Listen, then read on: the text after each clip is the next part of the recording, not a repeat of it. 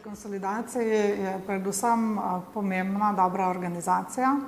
kako se lotimo pridobivanja vseh podatkov, vseh podjetij v skupini, da pravzaprav sploh lahko sestavimo konsolidirano letno poročilo. Ker konsolidirano letno poročilo zajema izkaze kot neko vsoto izkazov vseh družb v skupini in pa tudi vrsto razkritij. In da lahko ta razkritja pripravimo, potrebujemo od vsakega podjetja, ki je v skupini, na enak način pripravljene enake podatke, ki jih potem lahko združimo, seštejemo, izločimo, kar v skupino ne sodi.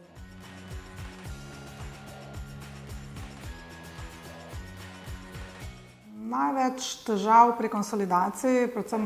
v skupinah, kjer imajo tudi podjetja v tujini, ki uporabljajo druge valute, ki ne poslujejo v evrih, opažamo, da je največ napak pri pretvorbi teh računovodskih izkazov v evre, kako se obračunavajo tečajne razlike in pa pri sami konsolidaciji kapitala, kjer marsikdo, ki ni dobro podkovan v pravilih, naredi malo po domače in pravzaprav narobe.